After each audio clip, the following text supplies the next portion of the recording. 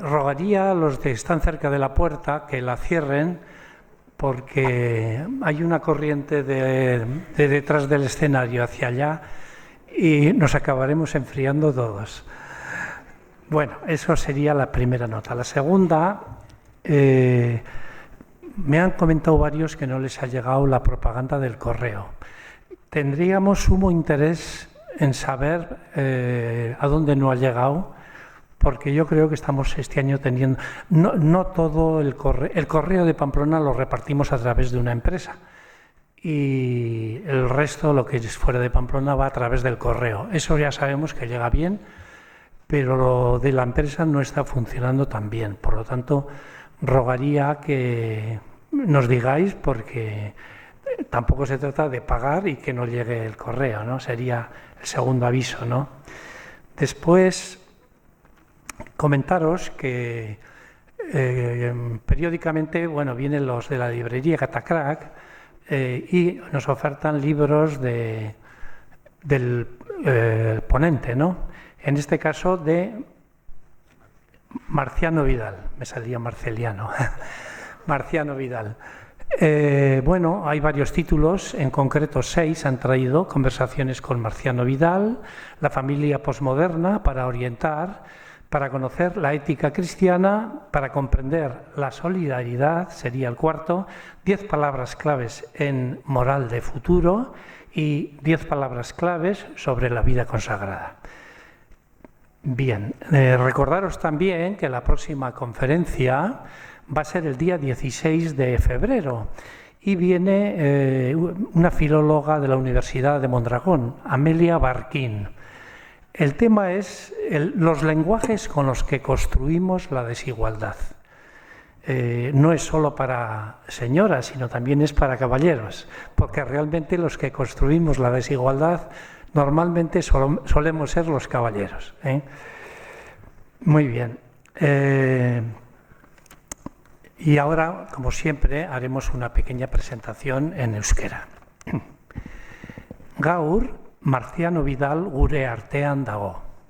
San Pedro de Tronesen, Leoneko provintzia, jaio zen.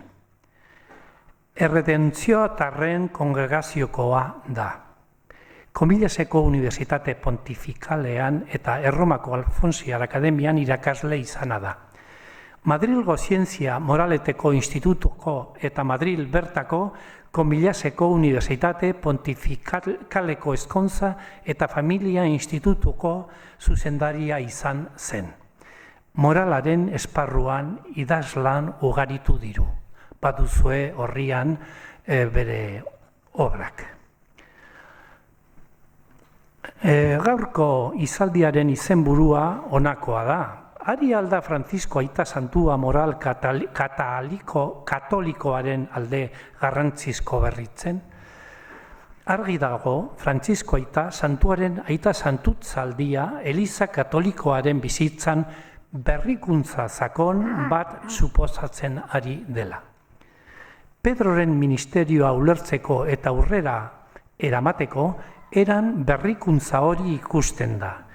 Evangelioaren eskakizunei begiramen gehiago adierazten zaie orain, aginte tradizioei baino. Testu inguru honen barnean fededun katolikoek naiz teologo moralistek berrikuntza honen berri izan duten galde dezakegu.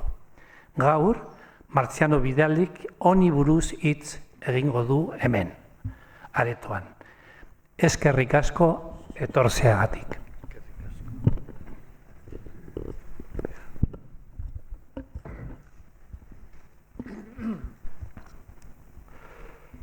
Buenas noches, Gabón, y bienvenidas y bienvenidos un mes más, amigas y amigos del Foro Gogoa.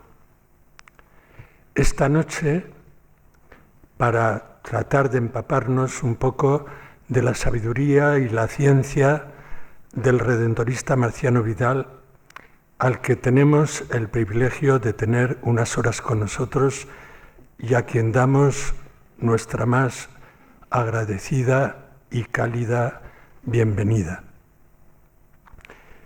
Bajo el impulso renovador del Vaticano II, en el ámbito de la teología moral, en la Iglesia en España y más allá de ella, la voz de Marciano ha sido una de las más autorizadas, conocidas y reconocidas, no solo por su gran dedicación a la enseñanza académica y formación pastoral de discípulos y discípulas, entre los que, por cierto, yo también me cuento, prestando así un práctico, cotidiano, fiel e impagable servicio eclesial, sea como director del Instituto Superior de Ciencias Morales o del Instituto Matrimonio y Familia, o como profesor ordinario en la Pontificia Universidad de Comillas o en el Instituto Superior de Pastoral Juan XXIII de la Pontificia de Salamanca, o como profesor extraordinario de la Academia Alfonsiana de Roma, sino también, voz autorizada, conocida y reconocida, la de Marciano decía, por su fecunda y amplísima producción literaria en el campo de la moral, a destacar, por ejemplo, los 4 volúmenes de su Moral de Actitudes o El discernimiento ético hacia una estimativa moral cristiana, o sus Retos morales en la sociedad y en la Iglesia, o su Historia de la teología moral, de la que ya han aparecido 5 volúmenes, está en imprenta el 6º, y el autor anticipa ya un 7º dedicado a la figura de San Alfonso María de Ligorio y la moral de la benignidad. Comprenderéis, pues, por qué en el contexto de la renovación, la ebullición, las esperanzas, el gozo, los temores y las tensiones y hasta oposiciones suscitadas por el magisterio y los gestos del Papa Francisco, le hemos trasladado a Marciano la pregunta, nuestra pregunta, de si este Papa está renovando o no aspectos importantes de la moral católica. Y alguien intentó resumir la respuesta diciendo que estaríamos pasando de una moral entendida a modo de conjunto de semáforos o policía estática a una moral a modo de brújula que marca horizonte y dirección. Yo, humilde y sencillamente, hablaría de un lenguaje más directo, claro e inteligible, de honestidad con la realidad en toda su amplitud, globalidad, multidimensionalidad, interdependencia y concreción, de reconocimiento y prevalencia del sujeto humano, de las personas, y en especial de las más débiles y vulnerables, de sabor a evangelio, más que a rigidez legal o canónica, de la importancia del discernimiento como criterio espiritual y moral, de puesta en el centro de impulsos que nos llegan desde las periferias, etcétera, etcétera. Quizás por todo ello entendemos mejor y agradecemos más el interés de Marciano en que comprendamos la importancia de la renovación en la moral fundamental para luego poder transitar mejor en ámbitos como el ecosocial, el familiar y matrimonial y el sexual. Así pues, te escuchamos, Marciano.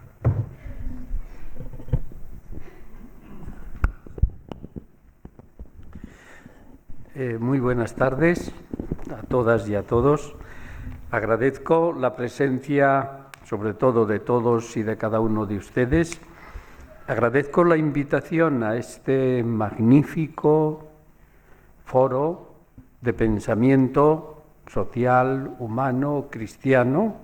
Agradezco estas amables palabras en euskera y en castellano y la bienvenida tan cordial que me han prestado. La pregunta que me han hecho es una pregunta bastante importante y indica el interés de quien hace la pregunta y al mismo tiempo de seguro que ya tenían ellos la respuesta dada. Así que yo voy a trasladarles la respuesta que los que me preguntaron muy probablemente ya tenían. Así que hay un nuevo paradigma teológico-moral en el magisterio del Papa Francisco.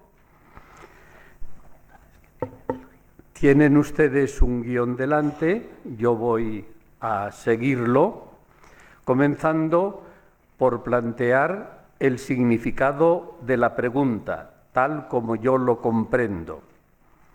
Se trata de ver en el magisterio del Papa Francisco hasta ahora, en estos 4 años, que Dios les conceda muchos más, si existe atisbo, afirmaciones, orientaciones de lo que llamamos un cambio de paradigma en teología moral.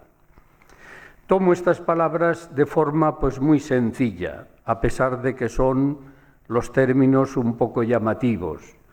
Paradigma entiendo por la forma de organizar los elementos, que en este caso se refieren al compromiso moral cristiano, que no es otro que hacer presente el reino de Dios en este mundo, siguiendo a Jesús de Nazaret, cómo se organizan esos elementos y dan lugar a una configuración que decimos, esta es la forma de comportarse moralmente los cristianos.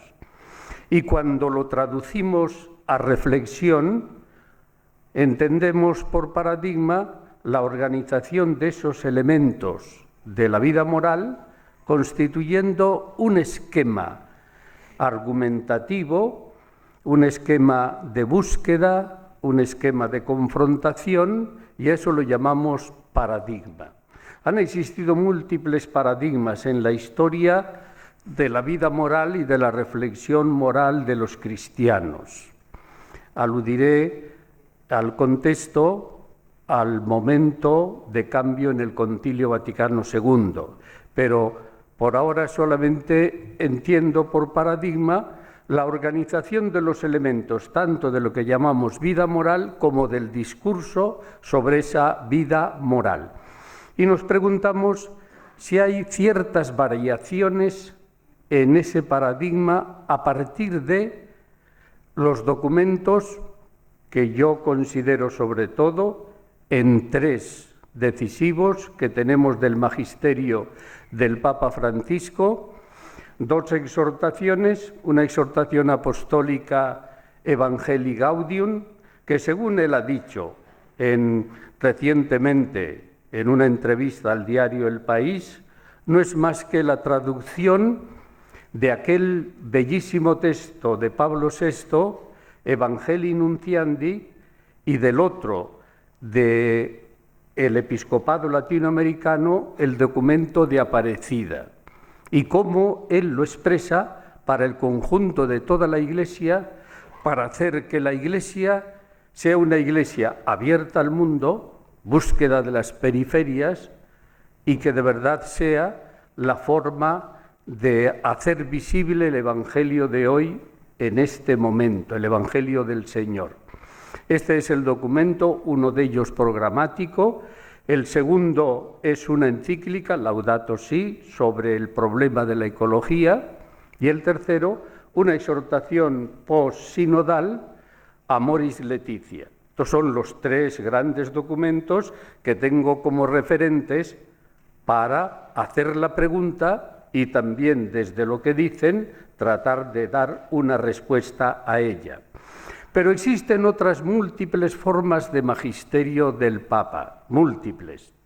Entre otros, son interesantes los discursos que ha pronunciado en algunas sedes de gran importancia, como sucedió en Europa, en el Parlamento Europeo y el Consejo de Europa. En Estados Unidos fue importante, y así en otros foros de gran trascendencia en el momento actual. Y además ha tenido intervenciones en movimientos sociales, por lo menos que yo haya contado 3, ojalá vengan más, de intervenciones del Papa, han pasado desapercibidas para la opinión pública española en términos generales, pero ha sido decisivo ese magisterio a los movimientos sociales. Fue interesante el discurso que pronunció en el viaje a Bolivia, a los movimientos sociales, en el Vaticano 2 veces, y esperamos que de verdad ese magisterio sea asumido y sea previamente puesto de manifiesto de forma que merece. También hay otras intervenciones más, diríamos, más normales, más sencillas, pero para la opinión pública han sido de gran interés, que son las ruedas de prensa que tiene concretamente cuando vuelve de viajes, que es donde él se atreve a decir cosas llamativas, ¿no? Para suscitar el interés y para que se vea que el Papa es el que de verdad trata de exponer el Evangelio de forma sencilla para toda persona, sea creyente o no creyente. Estamos, por lo tanto, ante un magisterio muy diversificado del Papa. Y me refiero hasta ahora a palabras. Podía hablar de gestos, que son tan importantes como las palabras. Eso forma parte del magisterio del Papa. Se dice por parte de los enterados que el Papa ha tomado, por así decirlo, protagonismo en el magisterio de Roma, porque hasta hace bien poco los que teníamos que explicar en facultades de teología teníamos que estar más atentos a lo que decían los dicasterios romanos, la Congregación de la Doctrina de la Fe, que cada año nos sacaba 1, 2, hasta 3 documentos, más que del magisterio del Papa. Ahora parece que esos dicasterios están en la función que tienen que estar, que es servicio del Papa, pero no un magisterio paralelo, y de ahí que no haya documentos como existían antes. Por otra parte, el Papa está preocupado que su magisterio conecte con el magisterio de las conferencias episcopales. Basta ver las notas a pie de página en los documentos que acabo de señalar, de indicar. Y no le preocupan tanto el magisterio de algunas conferencias muy teológicas, la alemana, la francesa, que era la que se citaban antes. Ahora se citan los documentos de conferencias episcopales que han hablado bien del tema del que está tratando el Papa en ese documento. Ha cambiado la forma de presentarse el magisterio pontificio. Yo tengo como referente ese magisterio, que en esos 4 años resulta sumamente rico, muy diversificado por otra parte, y ahí trato de ver lo que yo puedo ver de forma más sensible, porque me he dedicado a la teología moral, y por eso yo trataré de ver las sensibilidades en ese magisterio que se refieren a la teología moral. Y lo hago desde un contexto que tiene 2 rasgos. Me van a permitir que recuerde 2 rasgos de ese contexto, por otra parte muy bien sabidos de todos los que estamos aquí, y el primer rasgo de este contexto es la situación que hemos tenido en la etapa posconciliar con respecto a los temas morales. En la etapa posconciliar, pues ha habido sus dificultades con respecto a los temas de teología moral, sin duda ninguna. El Concilio Vaticano II fue una etapa de cambio en el paradigma teológico-moral, sin duda ninguna. No hizo el cambio propiamente de contenidos morales.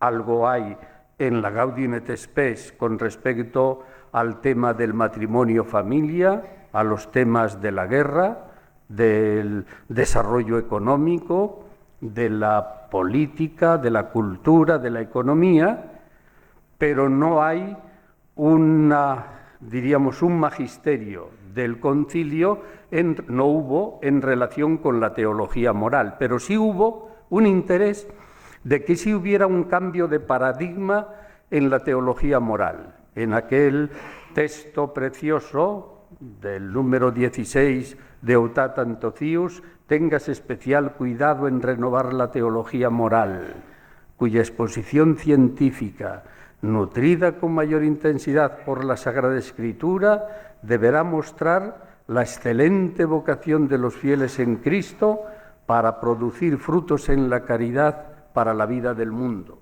Este es el programa que trazó el Concilio Vaticano II para que se hiciera la teología moral. Hubo sí trabajos de renovación, sin duda ninguna, pero hubo también sus dificultades. En la etapa de Pablo VI, el problema de la Humanae Vitae, el tema de ética sexual, persona humana. En la etapa de Juan Pablo II, el Catecismo de la Iglesia y sobre todo la encíclica Veritatis Splendor. Hubo sus bastantes dificultades con respecto a la teología moral.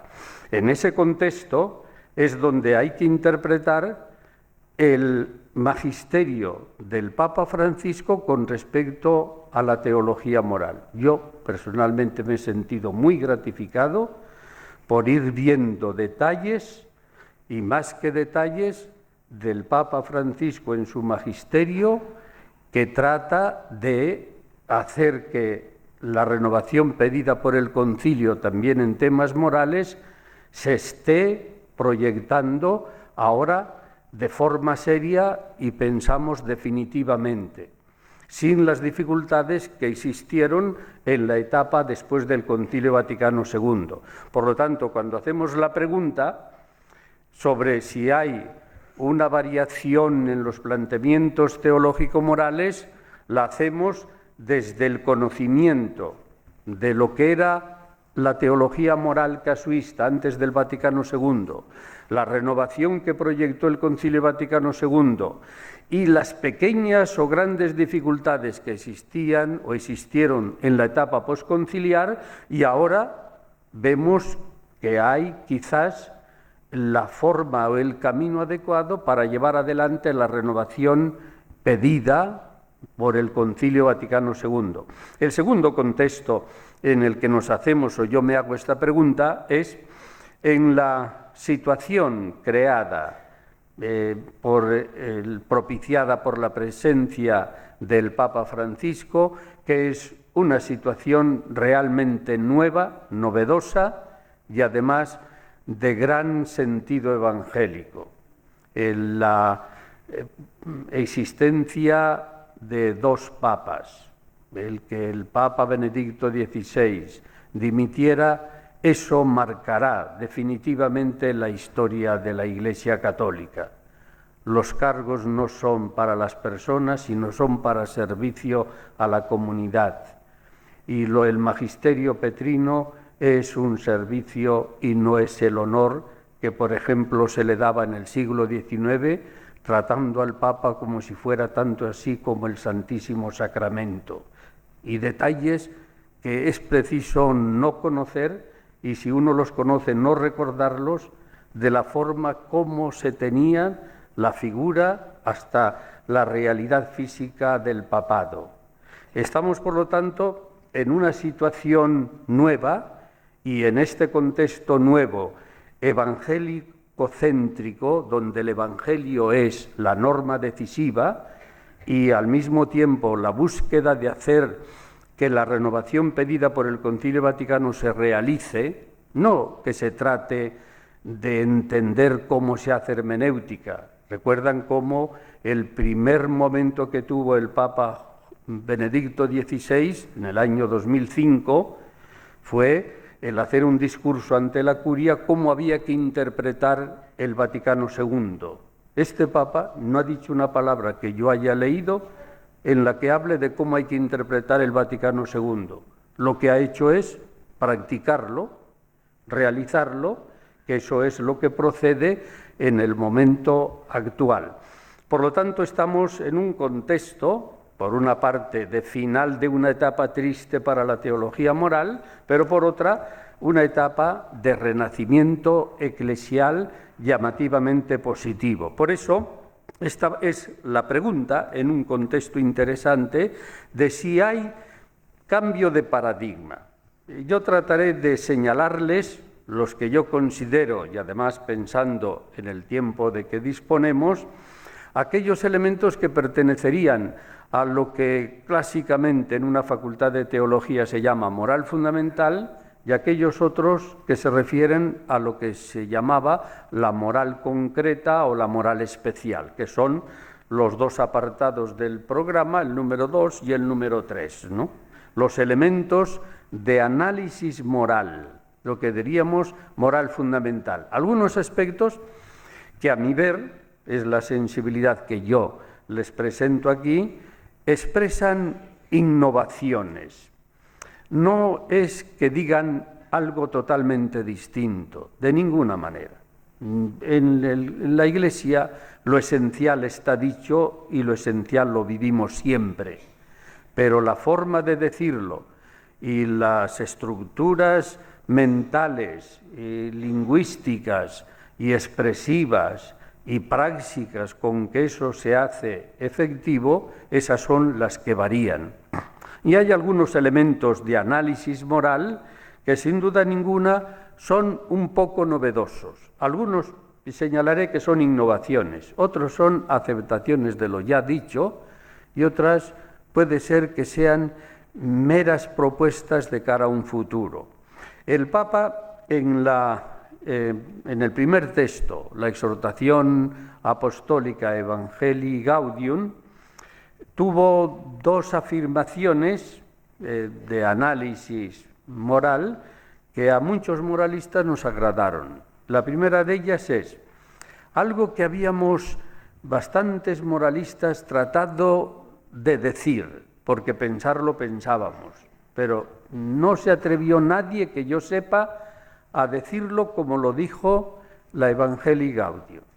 Teníamos por parte del Concilio Vaticano II la aceptación del principio en Unitatis Redintegratio, pensando en el diálogo ecuménico, que las verdades, permítame que diga dogmáticas, las verdades de lo que llamamos del creer, no todas son iguales.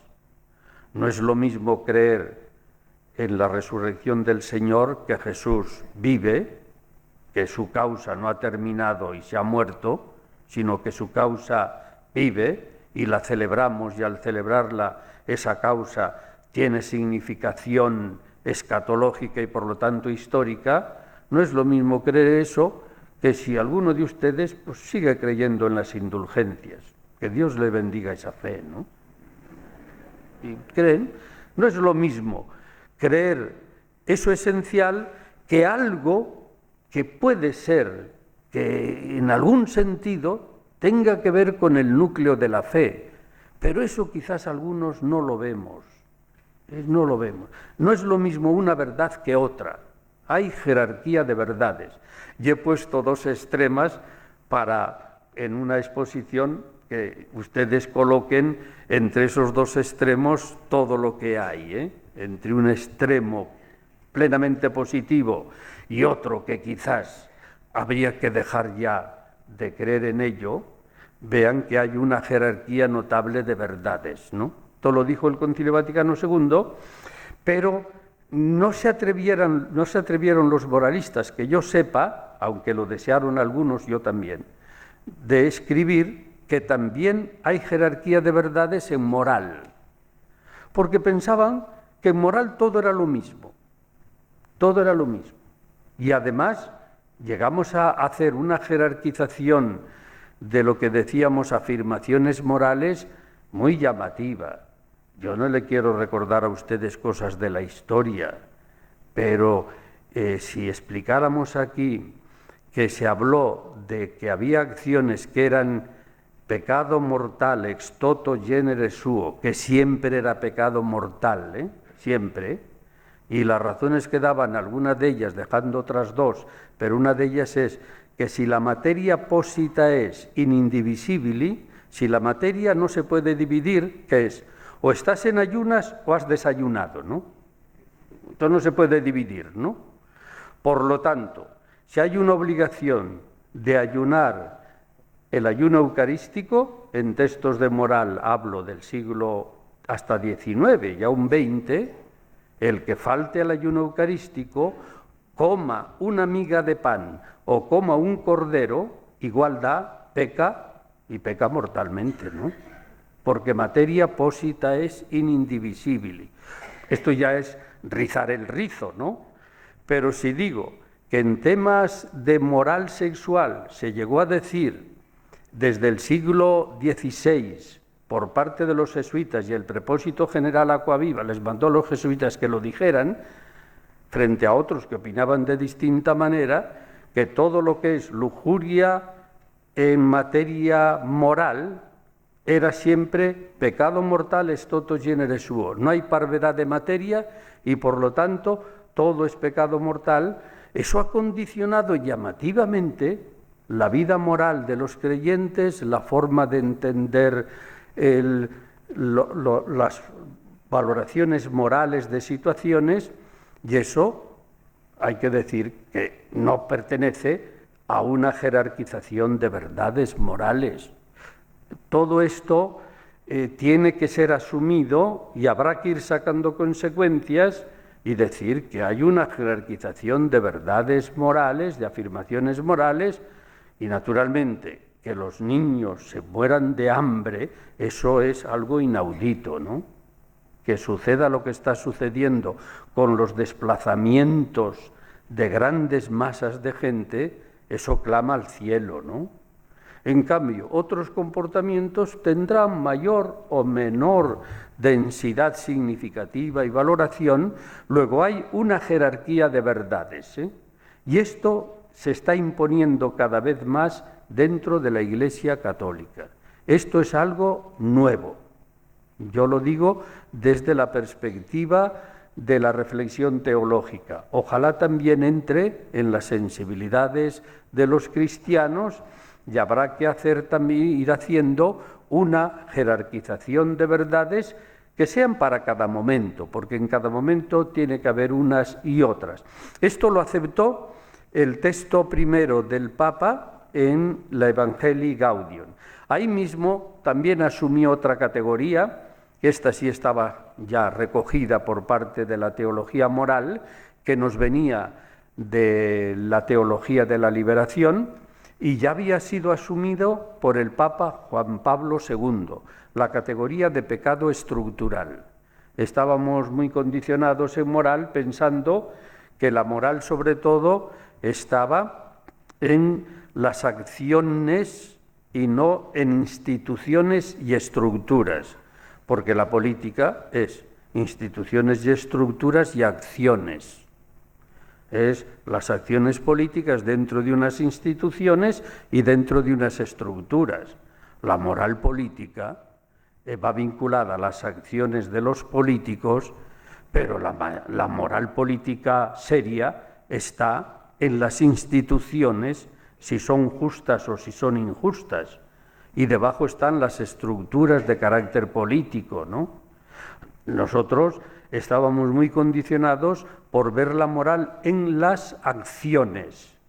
Desde la filosofía marxista, sobre todo, aprendimos que la realidad no solamente está en las acciones, sino que está en las instituciones que tenemos y en las estructuras que hay debajo de esas instituciones. Conforme decía Galton, lo puso de relieve de forma gráfica, se puede pensar cuando un señor pega a una mujer, comete un acto de violencia, que está claro. Pero cuando hay una ley que dice que las casadas no pueden cambiar de domicilio sin permiso del marido, los maridos están pegando continuamente bofetadas a su mujer, ¿no? Esto es llamar institución, es la institución. Y si debajo hay una estructura todavía peor, donde las relaciones de los géneros están condicionadas o están falseadas, hay una estructura mucho más pecaminosa. Esta forma de hablar en moral es reciente, relativamente reciente. Apareció la categoría de pecado estructural en la teología de la liberación. Cuando fue recién elegido el Papa Juan Pablo II, se decía va o no va, como en el Evangelio, sube o no sube el Señor. Se dijo va o no va a Puebla, y fue a Puebla. Pues allí fue donde utilizó la categoría de pecado estructural, pero no se le ha dado todo el relieve que creo debiera tener esta forma de pensar la moral. Tenemos, por lo tanto, si no dos innovaciones, dos sensibilidades de gran trascendencia de cara al futuro. El Papa ha intervenido, sobre todo en el último documento sobre el tema del matrimonio y de la familia, ha dado pinceladas muy buenas sobre el proceso de tomar decisiones morales, es decir, cómo realizamos la vida moral. Y frente a una consideración que se llama muy puntual, el Papa parece que utiliza la categoría de proceso. Hoy día, cuando habla el Papa, no habla de que hay que hacer esto, sino dice, entremos en un proceso y veamos cómo va, cómo funciona, cómo nos orientamos, y eso es lo que vale. No, hay que hacer esto, puntualmente. Entremos en procesos. Si quieren ustedes estar al día en la Iglesia, hablen de procesos. Si no hablan de procesos, no se está al día en la Iglesia, ¿eh? Estamos en procesos y es algo muy valioso, porque la moral no está en situaciones, acciones puntuales, sino que está en procesos que vamos asumiendo y vamos realizando. Claro está, yo que fui formado en una moral muy casuista, me cuesta cambiar el chip y pasar de entender la moral como acción a entenderla como proceso, pero sin duda ninguna que es una innovación que nos plantea el Papa y es muy valiosa. Llamó la atención en el primer documento Evangelii Gaudium una especie de mini tratado. Tiene dos mini tratados curiosos, mini tratados. Dentro de un texto tiene dos mini tratados. Uno sobre el diálogo, que ya conocíamos, no ofrece grandes novedades, pero hay otro mini tratado que se llama el Tratado de la Pragmática. ¿Qué criterios utilizar para actuar? Son criterios de pragmática, y son aquellos 4 criterios. Es preferible buscar la unidad que no la desunión, la paz que el conflicto, etc. Y para la moral nos viene bien un criterio que da. Y dice él, en esa mini tratado de pragmática, el tiempo es mayor que el espacio. Nosotros jugamos con el espacio, y el Papa dice, ¿y por qué no utilizamos también el tiempo? El espacio, en este momento, esto sí puede ser mejor lo que decimos para este momento, para este espacio, es esto válido. Pero mirado en un sentido amplio, que el tiempo es más que el espacio, pudo decirse cosa contraria antes y se podrá decir cosa distinta después. Porque lo que vale es colocar los valores, colocarlos sí en el espacio, pero también utilizar el tiempo, lo cual nos lleva a admitir variaciones en las consideraciones morales. Hay que utilizar variaciones. ¿Por qué? Porque no juzgamos únicamente en espacio, ahí no hay variaciones. Aquí nos juntamos y decimos, hombre, conviene que estemos sentados y que pues no hablemos mucho, ¿no? Vale. Pero en tiempo hubo otras épocas en que lo importante en una reunión era hablar todos, ¿no? Y en el futuro vete a ver lo que pasa, ¿no? Una cosa es el espacio y otra cosa es el tiempo. Luego hay variaciones y se admite moral necesariamente las variaciones morales. Y esto nos lleva a el uso de otra imagen que le gusta mucho al Papa, que es, dice él, no me gusta mucho entender la realidad y entender todo, entender esta sala, entender esto que estamos haciendo, entenderlo con la imagen de la esfera, porque la esfera ya está totalmente hecha y terminada, ¿no?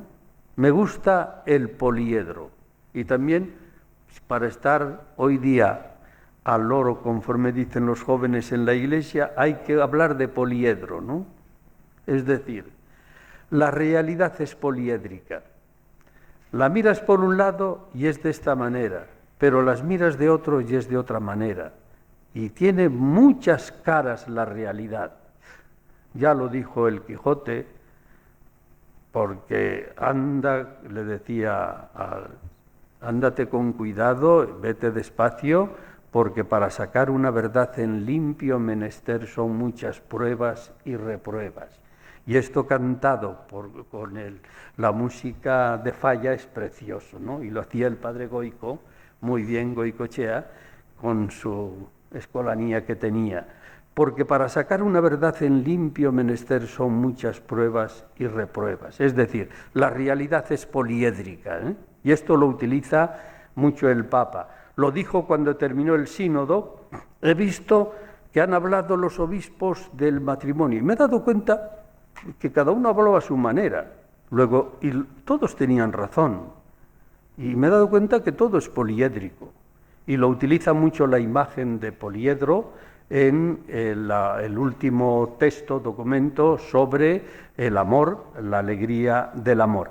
Este es otro segundo grupo de elementos en el análisis moral que, si no son totalmente innovaciones, sí son aspectos que no aparecían antes. Más importante todavía ha tenido otras dos, me faltan dos grupos de elementos de carácter fundamental que se ven en los documentos del Papa. El penúltimo grupo de elementos se refiere a la decisión de conciencia.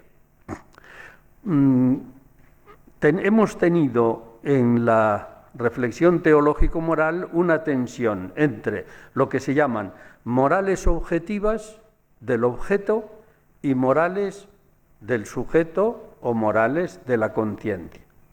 Ha habido unas tensiones fuertes, sin duda ninguna. Unos exageraron por un lado, otros quizás hemos exagerado por otro, pero no se llegaba a una unión entre esa tensión del objeto y del sujeto. El Papa propone que demos importancia a la tradición jesuítica del discernimiento, que utilicemos la categoría de discernir cuando hablemos de reflexión teológico-moral. Y discernir no es aplicar una ley a casos concretos, lo dijo él claramente. Discernir es hacer algo siempre nuevo, tener un horizonte de sentido y aplicarlo diversamente a situaciones diferentes. Discernir es, por lo tanto, diversificación. No es tener una ley y aplicarla a este caso concreto o esta acción concreta. Nosotros ya sabíamos, desde la afirmación de Kuhlmann, que el verbo discernir, dokimazein en griego, el discernir, que era ver si una moneda era de plata o tenía aleaciones distintas, discernir, es la palabra clave de la moral del Nuevo Testamento, decía Kuhlmann. Esto lo asumió el padre Spick y era como una afirmación repetida por todos: el discernir es la clave de la moral neotestamentaria. Pero no habíamos sacado las aplicaciones que yo he visto en este Papa, sobre todo en el último documento Amoris Laetitia, en un tema de tanta trascendencia como la posibilidad de que evolucione el magisterio en relación con la postura pastoral de las personas bautizadas, casadas y por diversos motivos separadas y vueltas a juntar y que quieren participar en los sacramentos de la Eucaristía y de la penitencia. Piensan esos famosos 4 cardenales, ellos son muy listos y saben perfectamente que el Familiaris Consortio 1981 dijo cosa distinta del código del año 1917. En el código del 17 las personas divorciadas vueltas a casar eran consideradas infames, tenían la categoría de infames en la comunidad cristiana. El obispo tenía que amonestarlas que se volvieran a juntar. Y podía, si no le hacían caso, declararlas excomulgadas. Código del año 1917. Familiaris Consorcio hizo una variación y dijo que no, que esas personas ni eran infames ni podían estar excomulgadas, sino que pertenecían plenamente a la comunidad cristiana y que por lo tanto podían realizar y debían realizar todo menos participar en la comunión eucarística. Fue lo que señaló Familiaris Consorcio. Ahora, concretamente esos cuatro cardenales dicen que el magisterio de Juan Pablo II es el final del magisterio, ¿no? No puede haber otra cosa. Y otros decimos, si ha habido cambio del 17 al 81, pues puede haber cambio del 81 al 14, 2014, 2015, 2016. Y el Papa lo ha aceptado y ha dicho que en determinadas condiciones, la famosa nota 351 del texto Amoris Laetitia dice que si ellos en conciencia creen que pueden comulgar, que también los sacramentos es para ellos.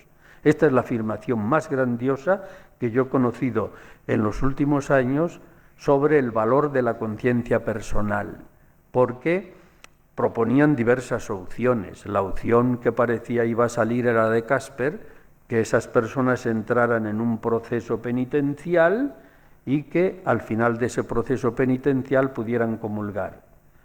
Otros proponían un cambio de carácter normativo que fuera, frente al que se tuvo en el Código del 17 y Familiaris Consorcio, otra organización. El Papa no adoptó ni una postura ni otra de las dos señaladas, sino que aceptó la opción de conciencia.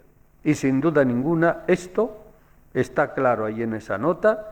Los obispos de la región pastoral de Buenos Aires lo aceptaron, el Papa les envió una carta diciendo que era la interpretación auténtica y que no había otra. Por lo tanto, tenemos la afirmación de la conciencia personal como la gran afirmación que viene desde San Pablo, ha sido de la tradición de la Iglesia y ha sido asumida por el Concilio Vaticano II en la Gaudium et Spes número 16, que es un número precioso sobre la conciencia.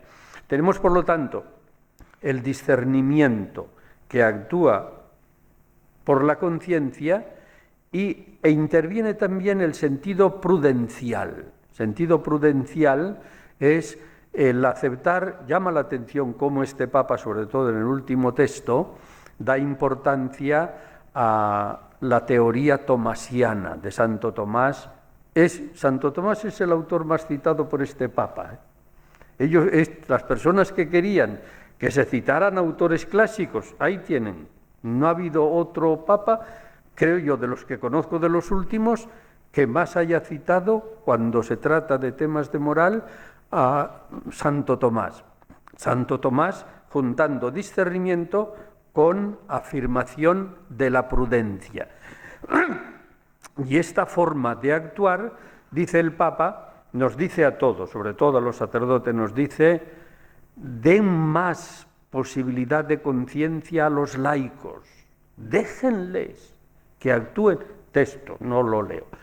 Deben tener más fuerza de conciencia a los laicos de lo que les hemos dejado hasta este momento. Y además dice, fórmeseles en conciencia y después ya verán ellos lo que tienen que hacer. Estamos, por lo tanto, en una forma, en un paradigma moral bastante nuevo con respecto a otro, que sería el de aplicación de un principio a una situación concreta o aplicación de una ley a un caso determinado, que sería la forma de actuar de la moral casuista. Esto lleva consigo también otros aspectos, y es el que este Papa ha dado mucha importancia a la precariedad de la libertad humana. Esto ya lo conocíamos, pero agrada verlo dicho por el Papa en cuanto que nos dice que si nosotros nos examinamos a nosotros mismos psicológicamente, tenemos nuestras deficiencias por el hecho de nuestra condición, que es libre, que es grandiosa pero pobre situación de libertad. Si además situamos la formación que hemos tenido, además colocamos las dificultades que tenemos somáticas, psíquicas, además colocamos la variación en el tiempo, esto forma parte de la condición humana y hay que tenerlo en cuenta a la hora de juzgarnos a nosotros mismos, no para hacer el mal, sino para no caer en un tipo de moral que ya en la época de San Alfonso él mismo dijo, estos rigoristas lo que están haciendo es que la gente, en lugar de ser buena como ellos creen, diga, como no puedo alcanzar, pues voy, y además me dicen que voy a ir al infierno, pues al menos lo voy a pasar pasablemente bien aquí, ¿no? Esto dicho por el santo fundador mío, San Alfonso María de Ligorio, y además tiene esa frase famosa, no es cierto que la mejor manera para alcanzar la santidad es ir por la vía rigorista, ¿eh? No es cierto. Es más bien cierto, por la vía benigna, de benignidad, se alcanza mejor la santidad, ¿no? Esto también, las frases, claro, lo que pasa es que los documentos que hace el Papa están muy bien hechos, porque son sin duda ninguna buenos teólogos y buenos asesores. Yo echo en falta algunas frases de San Alfonso que caerían perfectamente, ¿no? Pero lo malo es que no ha habido un redentorista allí a la hora de redactar, que la culpa la tienen los redentoristas que no trabajan, ¿no? Para que salga una frase tuya tienes que estar trabajando, ¿no? Y podía tranquilamente algunos de estos elementos que acabo de señalar, con una frase de San Alfonso hubiera quedado fabulosamente bien, ¿eh? Mejor. Pero no está. Se la ponemos aquí nosotros y sepan que las frases de San Alfonso caen perfectamente aquí, las mejores que tiene de benignidad moral. El último grupo de elementos en el análisis moral se refieren al magisterio eclesiástico, por aquello de que es más el tiempo que el espacio, el magisterio eclesiástico no tiene que decirlo todo, ¿eh? En moral. Hasta ahora habíamos pensado que mientras no hablara el magisterio, pues no sabíamos qué pensar ni qué decir, ¿no? Y el magisterio, hemos visto recientemente en los últimos 20, 30 años, ante cualquier situación, sobre todo de bioética, un documento inmediatamente. Y a uno se llamaba la atención. Yo que estoy explicando bioética y no sé de qué se trata, ya sé el magisterio que dice que no. Primero veamos qué es, veamos, esperemos. Hoy día, lo que dice el Papa, no todo lo tiene que decir el magisterio de la Iglesia, y admite el pluralismo teológico, la reflexión teológica, y después, naturalmente, habrá la necesidad de una convergencia en lo más esencial. Estos son algunos de las innovaciones. Ustedes perfectamente pueden comprender que algunos de los elementos que he dicho son nuevos, otros son subrayados de afirmaciones que conocíamos y otros son recuperación de elementos que habíamos olvidado, ¿eh? Todo eso se coloca en una bandeja y se dice, tienen ustedes, yo se lo ofrezco en la bandeja y les digo, desde el punto de vista de elementos de análisis moral, hay un cambio de paradigma en la Iglesia Católica hoy, ¿eh? En la forma de hacer análisis morales. Por lo tanto, a la pregunta inicial, hay un cambio de paradigma. Por el momento, yo creo que puedo responder, en cuestión de análisis moral, hay cambio de paradigma, ¿no? Sin que eso suponga no conocer la tradición, sino recuperar elementos de la tradición sin que eso suponga que es algo totalmente no sabido, había cosas sabidas, pero hay énfasis y hay elementos de carácter nuevo. También, y sin duda ninguna, que es lo que más esperamos nosotros, pero yo me he entretenido en lo anterior, que no se puede leer en otro sitio si no te lo dice alguien desde esta mesa, porque esas cosas no se pueden leer. En cambio, lo que voy a decir ahora sí se leen en los periódicos, ¿no?, que son la aplicación a temas concretos.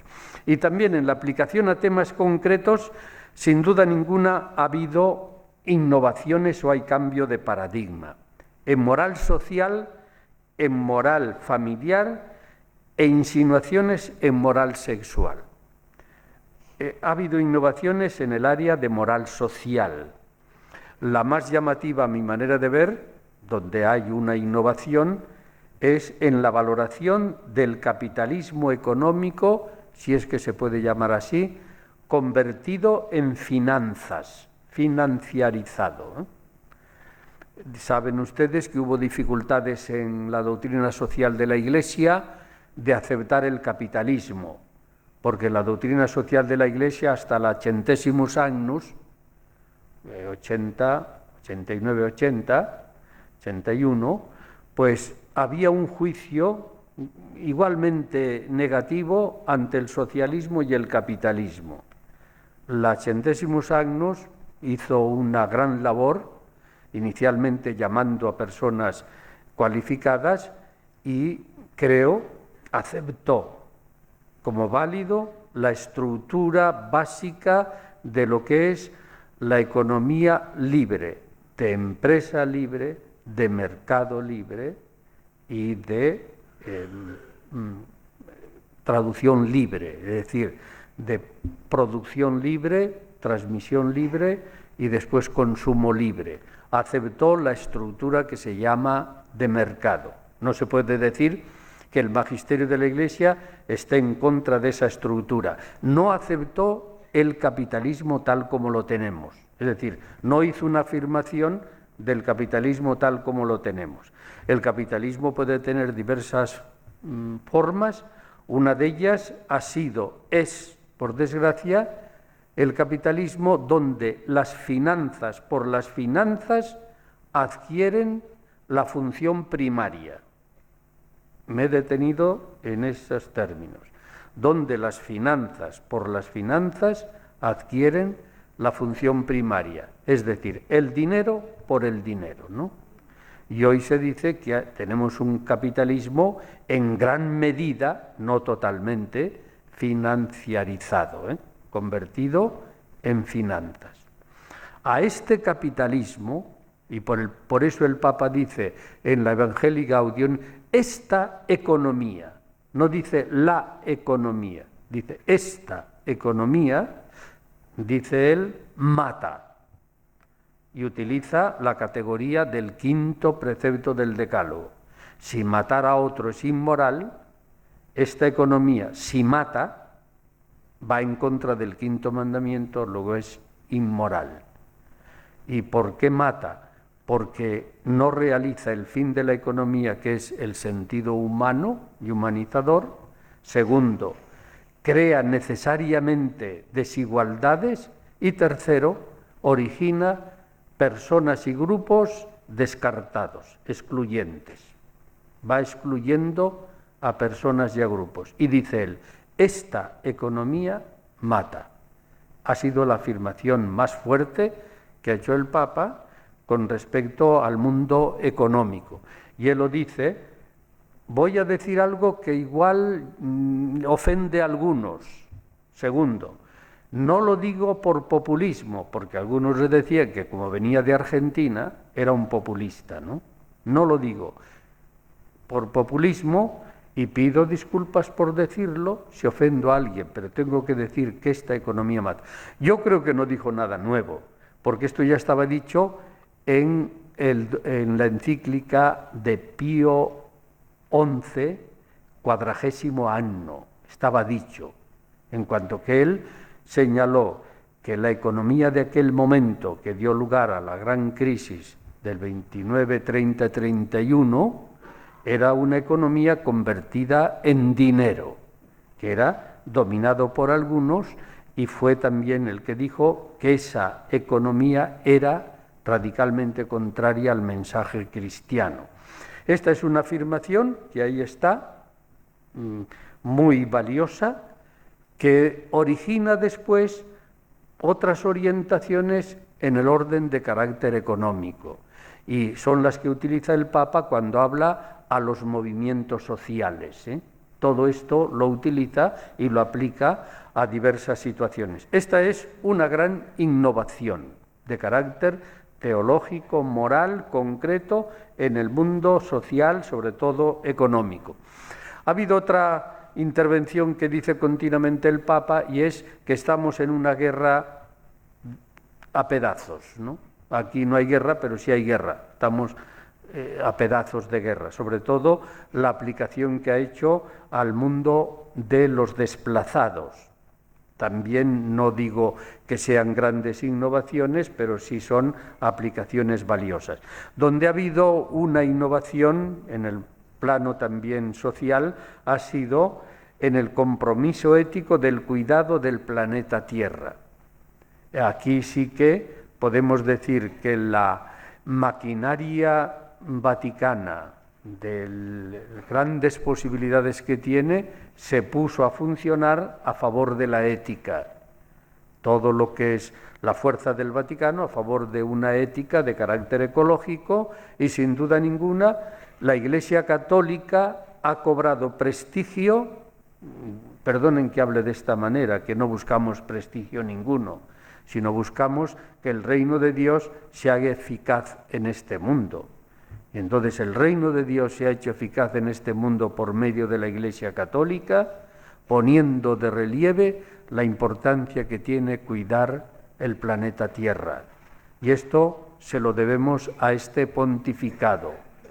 Cobró naturalmente una prestancia llamativa la Iglesia Católica, en cuanto que involucró a todos los movimientos sociales en relación con estas sensibilidades, y es por ahora la propuesta mejor que hay en el tema de una ética ecológica de carácter planetario.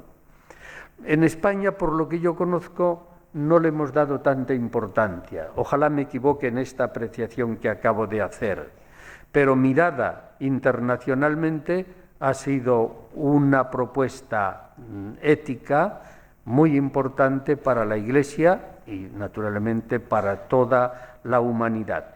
Estos son los tres aspectos innovadores de innovación en la moral social que señalo sin poder comentar, ni matizar, ni aplicar de forma detallada. En la moral familiar, matrimonial y familiar, creo que estamos al comienzo de un nuevo paradigma eclesial de matrimonio, o dicho de otra manera, estamos al comienzo de un nuevo paradigma de matrimonio eclesial, es decir, de la forma de concebir eclesialmente el matrimonio. ¿Por qué? Porque las cosas habían llegado a una situación en que era realmente inaguantable la comprensión que teníamos del matrimonio. Recuerden ustedes el famoso libro del padre Silebex, de los 2 tomos que prometió, solamente escribió el primero, que era la historia. Yo una vez, en esas reuniones que había de concilio, le preguntamos a ver si pues escribía el segundo. Y él dijo, como decimos todos, bueno, que se le habían perdido algunas cosas y que por eso no podía escribirlo, ¿no? No llegó a escribir el segundo volumen, pero el primero es de referencia, y es cuando explica cómo entra el matrimonio dentro de la teología cristiana. Inicialmente, los cristianos se casan como cualquier persona y viven el matrimonio desde la fe. Desde el siglo VI, VII, VIII comienza el matrimonio a ser una estructura canónica de suplencia de la Iglesia que tiene el derecho romano ella y a los pueblos bárbaros les da el derecho romano. Siglo XI aparece la teologización de Pedro Lombardo, lo hace sacramento, luego viene el Concilio de Trento, lo hace algo canónico de iglesia y el matrimonio es totalmente algo eclesiástico, iba a decir, ¿no? Y luego viene todo ese movimiento contrario de tener que los estados irle quitando a la iglesia competencia sobre el matrimonio hasta llegar a la situación actual, que saben ustedes mejor que yo, que en España, la catolicísima España, la gente ya no se casa por la iglesia, ¿no? Donde ya estamos en una situación en la que el matrimonio ha dejado de ser lo que era antes, un instituto totalmente eclesiástico, ¿no? Para ser algo que pertenece a lo humano. Ante esta situación conviene reorganizar un paradigma de matrimonio, de comprensión eclesial de matrimonio, frente a una concepción de derecho natural o de derecho canónico.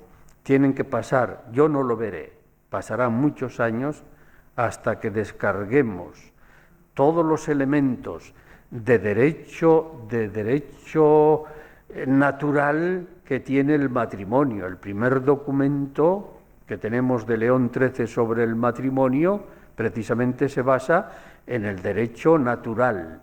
Y como el derecho natural lo controla la Iglesia controla el matrimonio. Hoy día no sirve para nada esa argumentación, ¿no? Luego viene la encíclica de Pío XI, Casti Connubii, que es recordar otra vez la visión del matrimonio como procreación. Llega el Vaticano II como amor, pero al fin y al cabo necesitamos un nuevo paradigma eclesial de matrimonio. Yo sueño con un paradigma en que desaparezca el derecho canónico del matrimonio, que sea una realidad sin derecho canónico, que sea una realidad pirada desde el Evangelio y no desde el llamado derecho natural, y una realidad vivida sacramentalmente. Ojalá no me equivoque en esto. Y esto ya se insinúa en el último documento del Papa, Amoris Laetitia. No se sirve del derecho natural, no se sirve del derecho canónico, sino se sirve de las ciencias antropológicas, se sirve de la teología y trata de configurar una pastoral nueva de matrimonio. Creo que no está hecha, creo, Hay un atisbo concreto en el que decíamos, y como ya lo dijimos, no hace falta que insista, la participación sacramental de las personas bautizadas vueltas a casar. Ahí sí que hay una innovación. Pero la otra, de cambio de paradigma en la concepción eclesial de matrimonio, creo que está insinuado y creo que dará su fruto cuando nos decidamos a ponerlo en práctica y que Dios ayude un poco también, ¿no?, para que se realice lo antes posible. Esto por lo que respecta al ámbito familiar matrimonial. Y una última anotación sobre el ámbito de la sexualidad, una anotación sobre el ámbito de la sexualidad, a ver si hay innovaciones. Aquí, en este ámbito, se ha esperado mucho,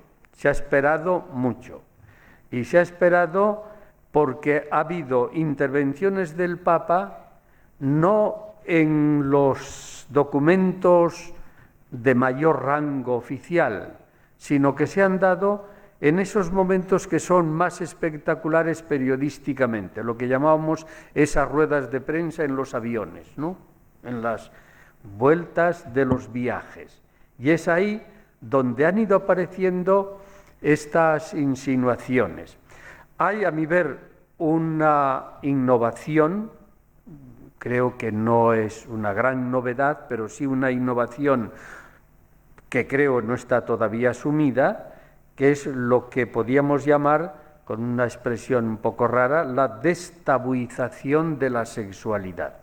Sin duda ninguna, a mi ver, la sexualidad en la concepción católica, no diré medieval, sino postridentina, era un tabú, era una tabuización, ¿no? En la concepción global católica. En la forma de vida yo no me meto, cada uno verá lo que realizaba. Si se puede atisbar desde fuera, también la vida de los católicos, la vida de la sexualidad, más bien estaba condicionada por el tabú que no por la verdad, por la integración, por lo positivo, más bien por lo negativo, tabú, que por lo positivo. Había una tabuización, creo. Y en el mundo de la moral, creo, aludíamos antes algo, podíamos señalar más, era más bien un tabú la vida sexual. A este respecto es curioso cómo comienzan los tratados de los moralistas del sexto mandamiento y el tratado sobre la sexualidad. El de San Alfonso es paradigmático y luego se lo copia el padre Claret, ¿no?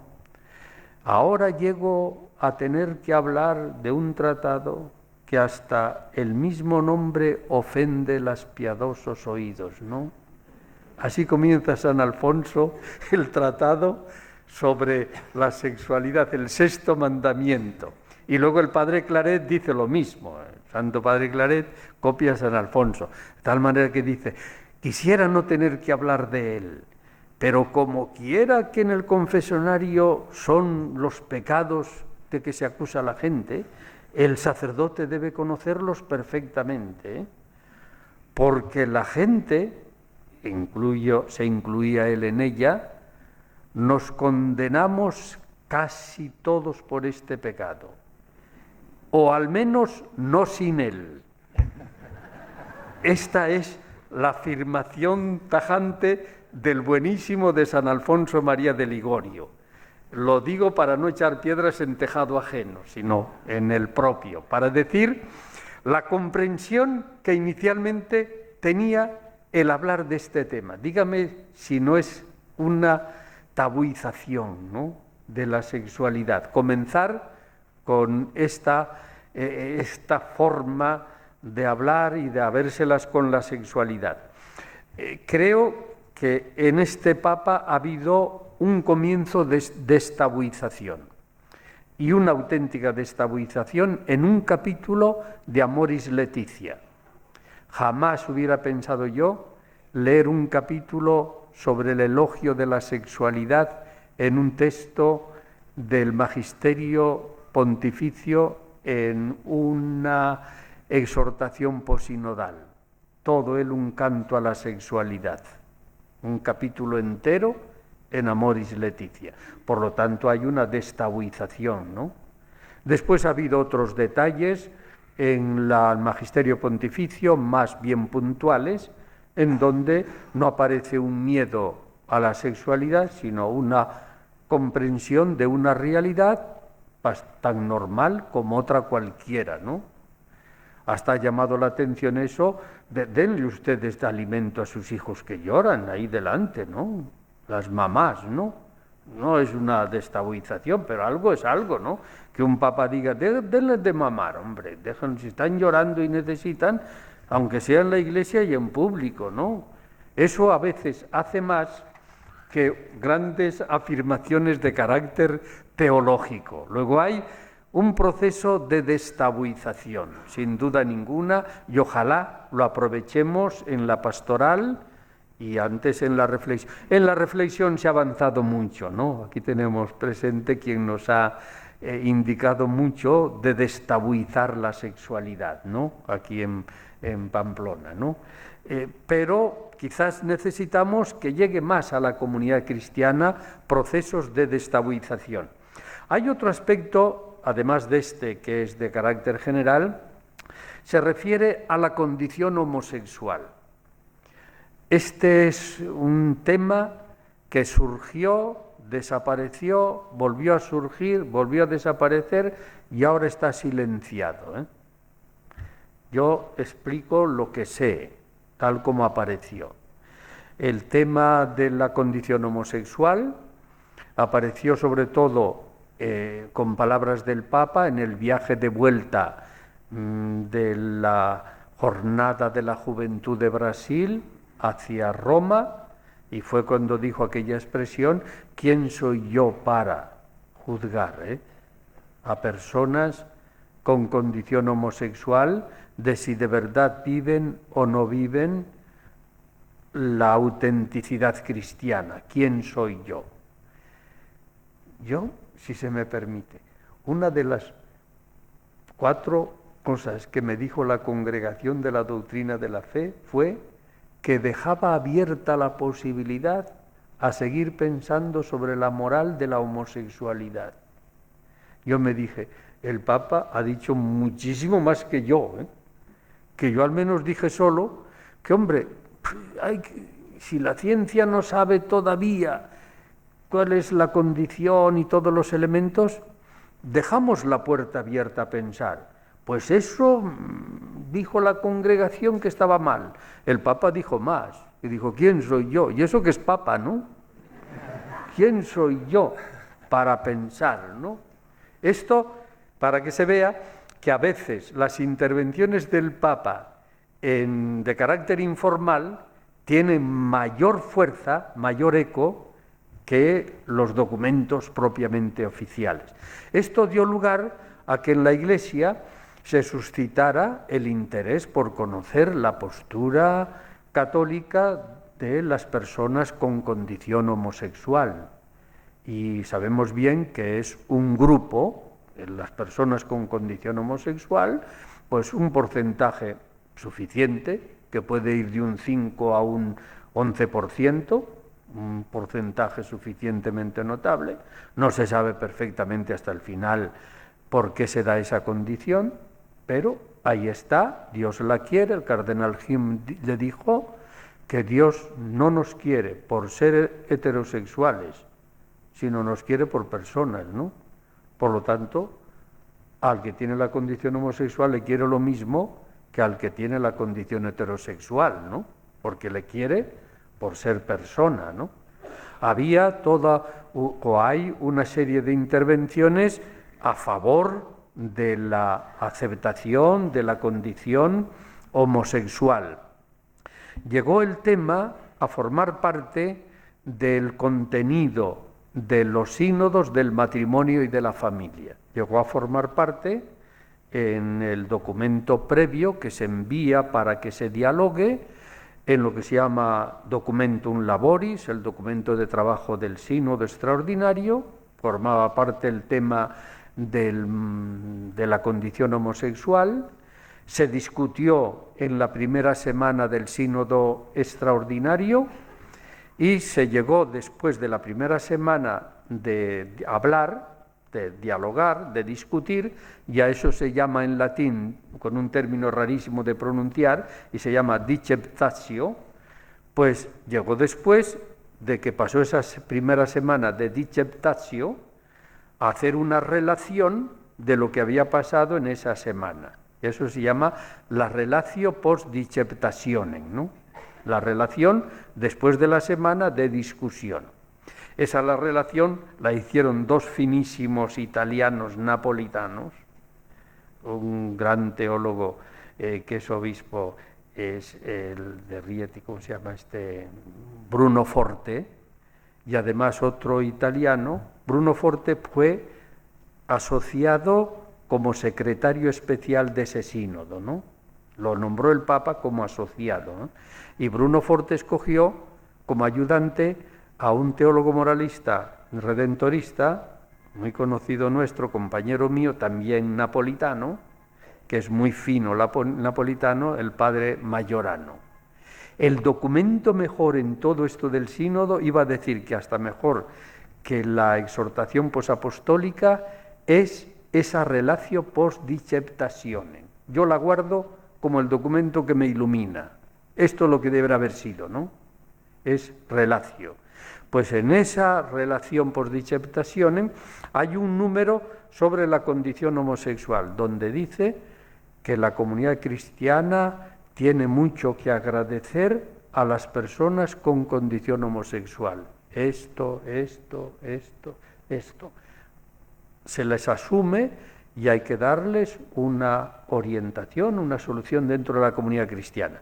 Esto, conocido internacionalmente, se pueden ustedes imaginar, y si no, léanlo, lo que suscitó en los movimientos conservadores católicos.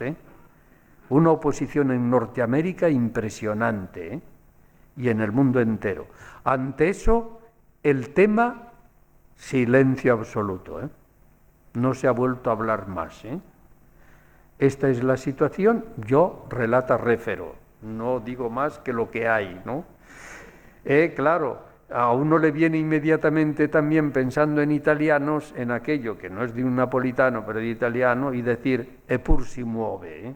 Ya pueden decir lo que quieran, pero esto está ahí. Eppur si muove. Esto ahí está, ¿no?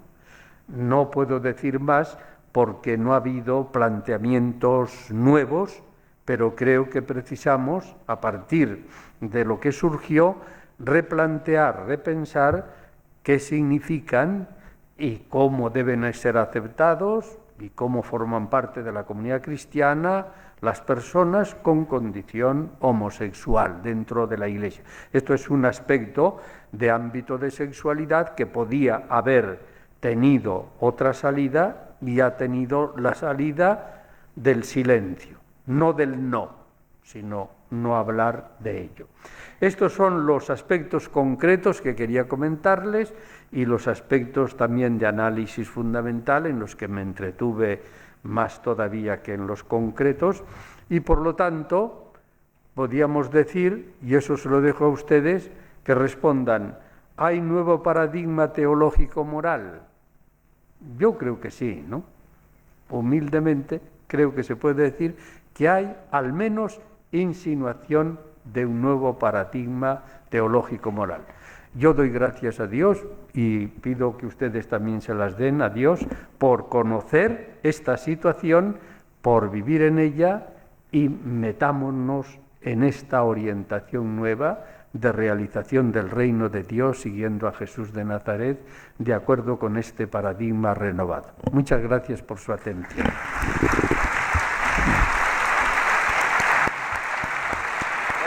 Muy bien.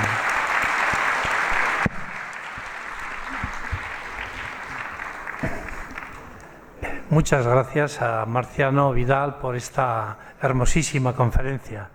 Y ahora, como todos sabéis, tenemos un rato, una media hora o así, para un diálogo, ¿no? Todo el que quiera preguntar, como siempre, levanta la mano y vamos.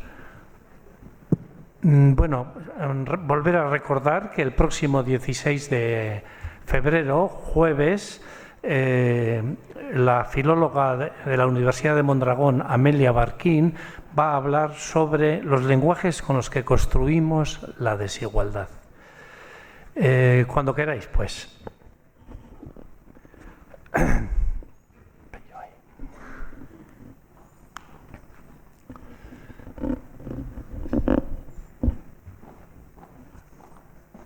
Yo me he extendido porque... ¿Levanten la mano?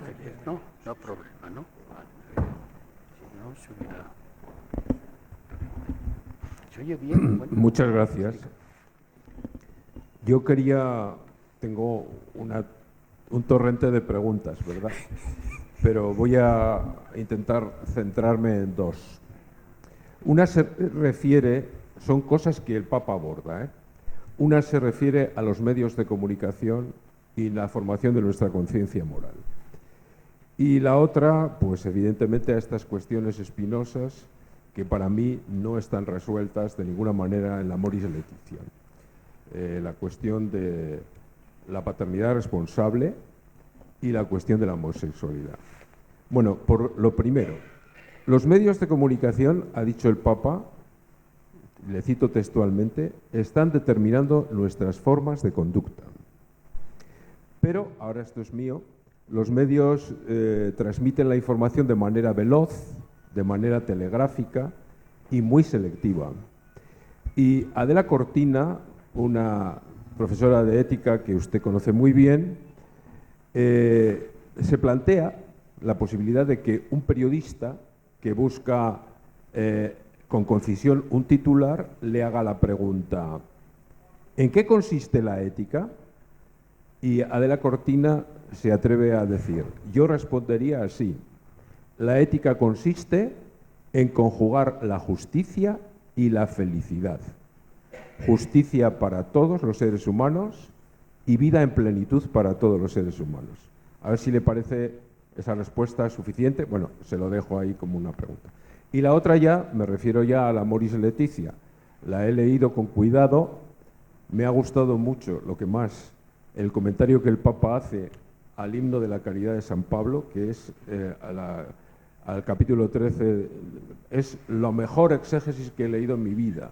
Maravillosa. Me ha gustado mucho las reflexiones que hace sobre la educación cristiana. Nos da un repaso muy bueno a padres, abuelos interesados. Pero, claro, hay dos cosas que nos dejan muy insatisfechos. Primera, dice, el Papa llama a una paternidad-maternidad responsable, sí, pero insiste en que, con la Humanae Vitae, en que hay que promover los métodos basados en los ritmos naturales de fecundidad. Yo no sé qué porcentaje se conocerá en la sociología religiosa del planteamiento de los católicos respecto a la Humanae Vitae en este tema, pero me imagino que serán poquísimos los católicos que puedan aceptar eso ya. Y la otra cuestión, insistiendo un poco en el tema de la homosexualidad, pues dice textualmente la Amoris Laetitia, dice que no existe ningún fundamento para establecer analogías entre la unión de personas homosexuales con el matrimonio. Entonces la pregunta es, ¿qué espacio queda para la convivencia de homosexuales en el seno de la Iglesia? Esas son mis preguntas. Sí, gracias. Sí. Gracias, gracias Javier. Sabes bien el tema, ¿eh? Lo has estudiado bien y me has puesto allí donde las cosas yo que no quería decir, pero voy a decirlas, ¿eh? Pues, en relación con la ética de los medios de comunicación, estoy de acuerdo con lo que dices, no voy a introducir nada porque no diría nada nuevo, frente a lo que tú muy bien has dicho y desde tu experiencia y profesionalidad. Estoy de acuerdo con lo que dice Adela Cortina, que hay que conjugar la felicidad, realización personal con la justicia, ¿no? En relación con los otros temas, que se basan todos ellos en Amoris Laetitia, Amoris Laetitia tiene muchos temas, muy largo el texto, muy largo. Sin duda ninguna, lo que más ha gustado es el canto al amor, el comentario a la carta a Corintios 13. Es hermosísimo, es el que lo redactó, tenía inspiración, inspiración del espíritu, inspiración poética, está muy bien.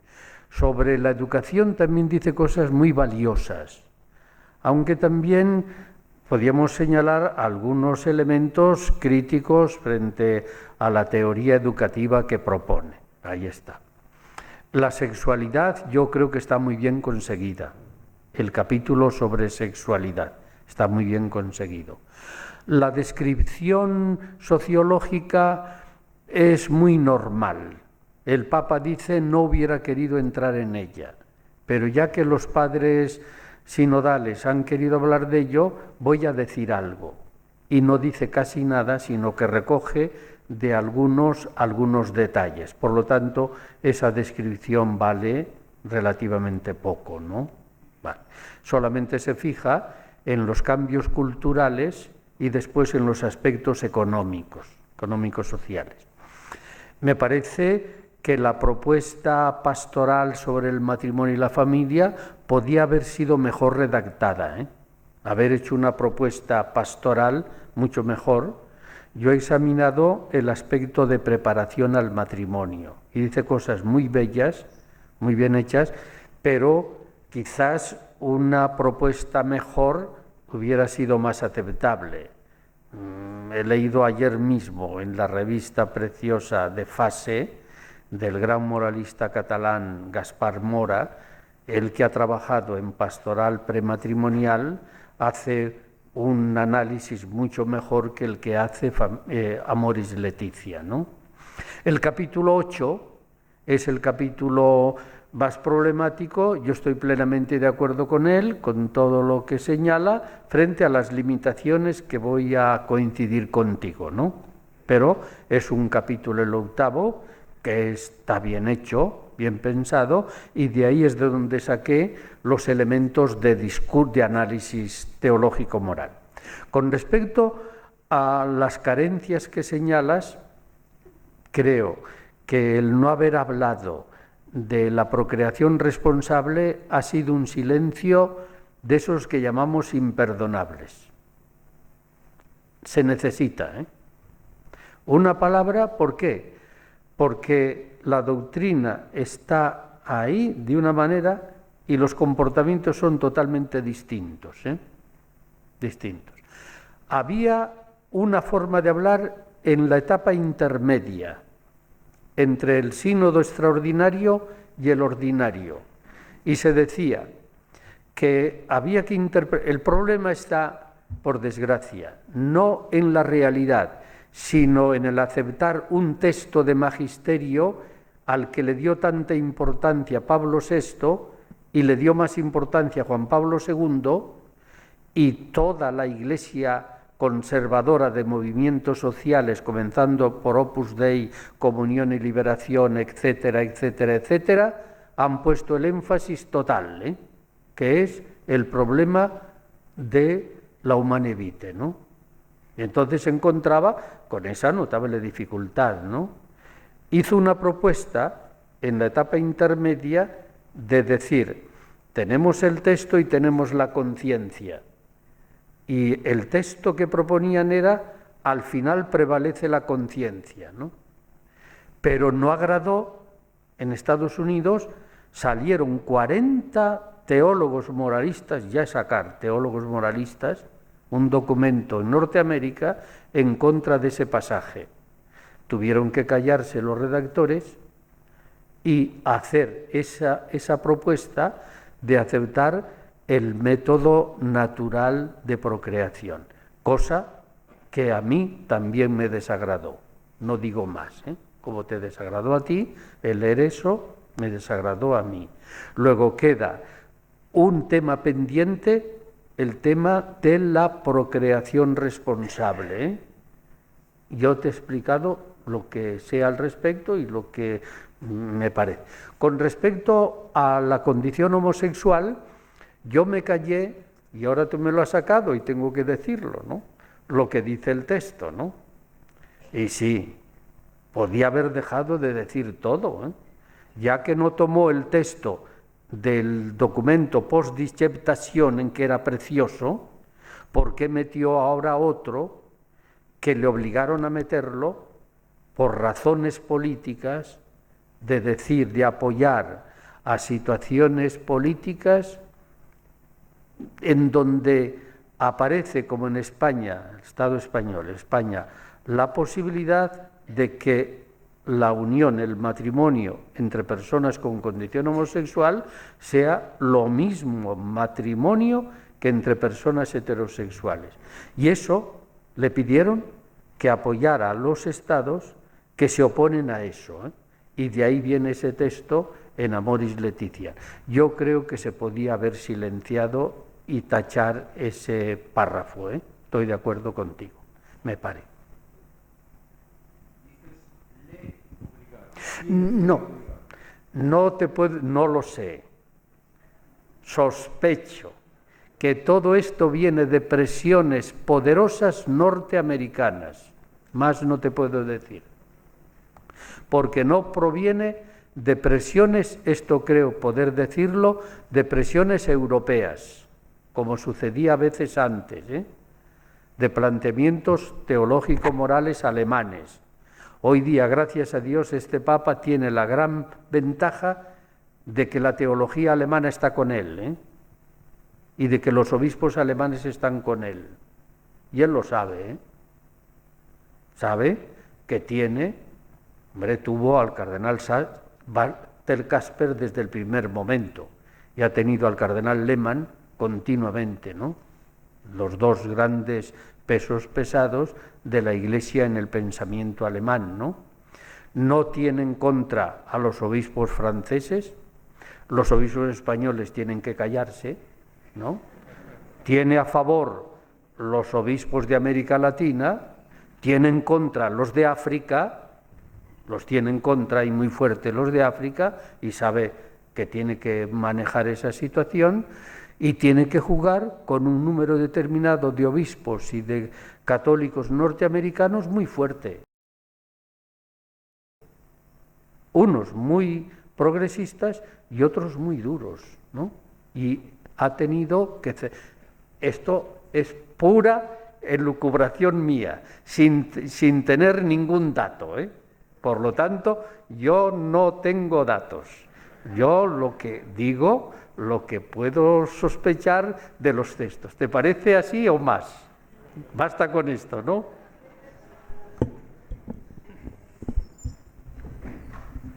Sí, a ver. Ahora, dejo a tu prudencia, que es muchísima, el que esto lo matices de cara hacia afuera, ¿eh?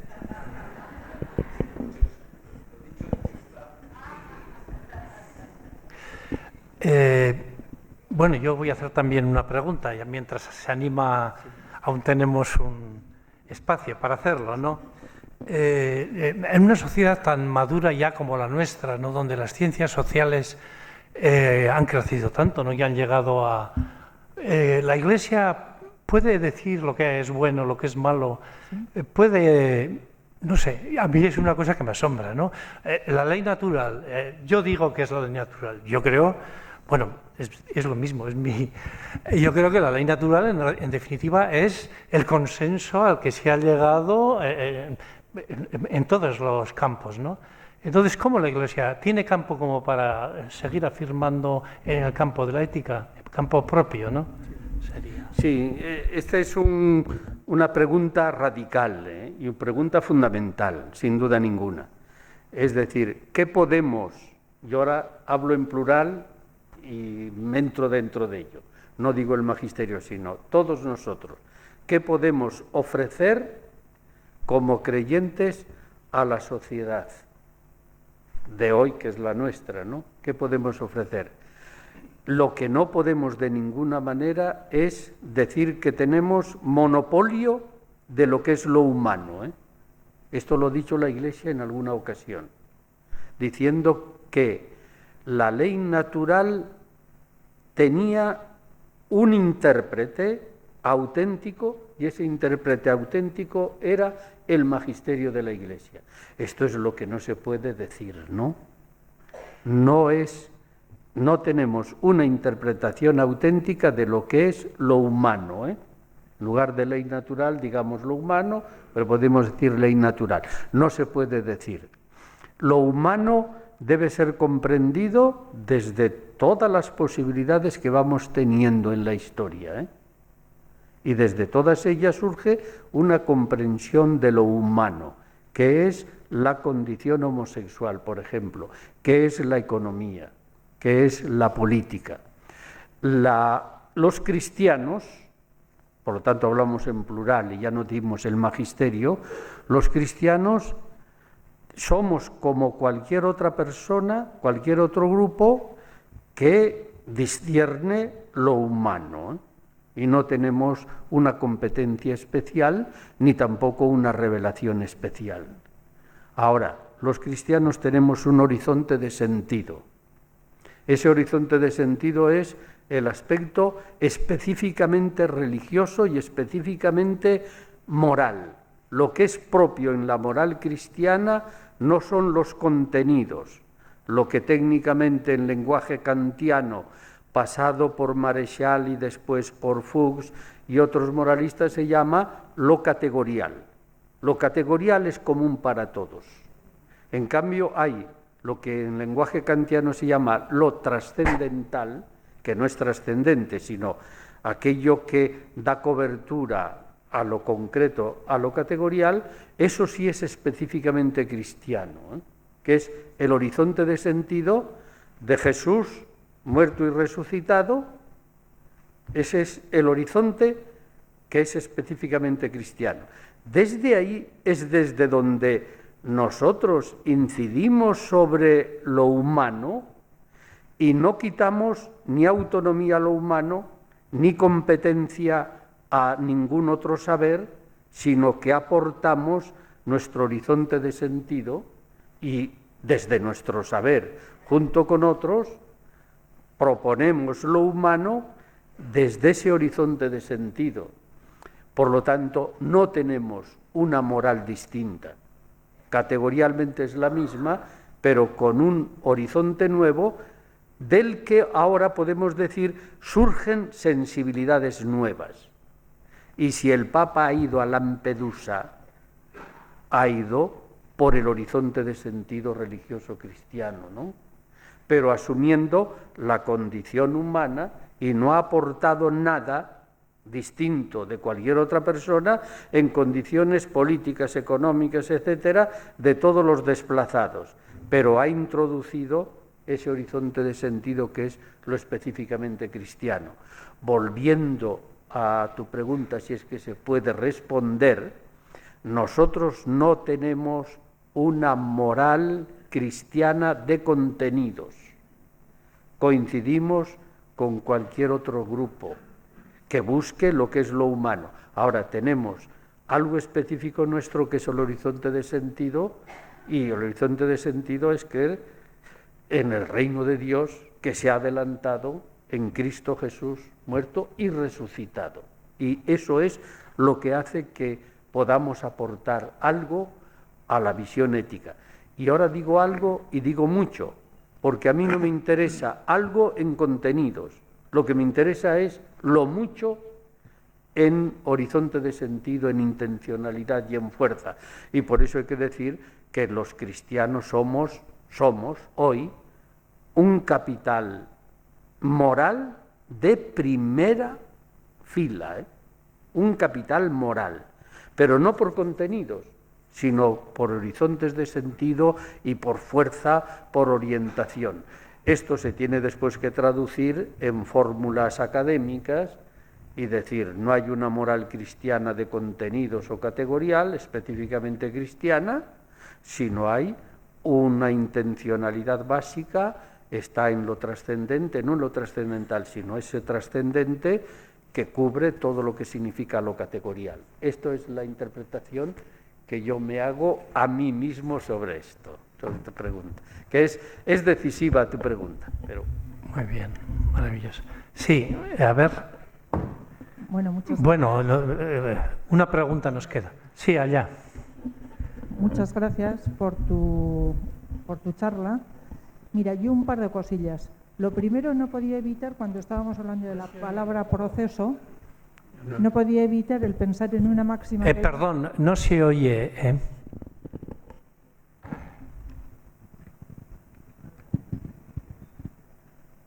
Bueno, pues muchas gracias una vez más. Dos cosas quería comentar, ¿no? La primera, que cuando estabas hablando del tema palabra clave proceso, no podía evitar el recordar una máxima que hay en servicios sociales que se dice que cuando uno no quiere solucionar una cosa, pues somete a un proceso de vamos a hacer un estudio, vamos a pensar estadísticamente cómo es el tema, etcétera, ¿no? Eso por una parte. Y en segundo lugar, en cuanto a la aplicación de temas concretos, me siento casi en la obligación de plantear el tema de la diferencia de las mujeres dentro del seno de la Iglesia, que me extraña un poco que se recoja lo de la sexualidad, homosexual y tal, y esto se haya quedado un poco, ¿no?, descolgado. Sí. Muchas gracias. Gracias a ti, porque has matizado algo que necesita ser matizado, Cuando yo dije que la moral que planteaba el Papa o lo que hacía es no proponer afirmaciones referidas a un caso concreto, a una situación concreta, sino pedía el entrar en un proceso, no me refería a un proceso teórico, que es cierto. Cuando no quieras que salga algo, nombra una comisión para que lo estudie, ¿no? No de esa manera, conforme tú has dicho muy bien, sino entra tú en un proceso. ¿Qué he de pensar yo sobre el tema de la relación de amor en parejas previas al matrimonio? Yo no puedo decir tajantemente esto y lo otro. Entra en un proceso, ¿no? Esto es lo que significa una moral de proceso, ¿eh? No una moral puntual, de actos separados, aislados, sumados, restados, multiplicados, sino es un proceso. Yo creo que esto no se asemeja a nombra una comisión para que lo estudie y para no hacer nada, ¿eh? No, sino que entra tú dentro de un proceso. La segunda anotación que dices la asumo y es otra de las limitaciones que tiene este pontificado en cuanto que o no ha hablado o cuando ha hablado ha molestado un poco, lo que ha dicho a veces sobre la condición femenina. Tiene a su haber algo muy positivo y es el someter a estudio la posibilidad de ordenación de la mujer. La posibilidad de ordenación. No dice más que eso, someter a estudio. Hombre, dicen algunos que eso no hacía falta someterlo a estudio, sino leer algunos artículos que hay que dicen que está, ¿no? Que puede ser recibir ordenación, ¿no? ¿Qué tipo de ordenación? Ya es distinto, el problema es la ordenación. Yo tengo para mí que si hay algunos años más de pontificado, la ordenación se aceptará en un grado el más inferior de todos, ¿no? Que siempre, por desgracia, procedemos así, ¿no? Para que haya otros, se comienza por diríamos, el más fácil de todos ellos. Porque además la comisión que ha nombrado, de los que ha nombrado, parece que ya sabemos que están de acuerdo, porque han publicado antes sobre ello, ¿no? Parece, ¿eh? Eso hay que colocar lo negativo y lo positivo, pero sí más sensibilidad sobre la condición de la mujer, concretamente en la Iglesia y también en la sociedad, sí vendría bien un magisterio, o una insistencia mayor. Estoy de acuerdo contigo. Bueno, pues, perdón. No dice que no, dice que no. Bueno, pues muchas gracias por vuestra asistencia y muchas gracias a Marciano Vidal. Muchas gracias a usted. Y amable. Que da gusto hablar, ¿verdad?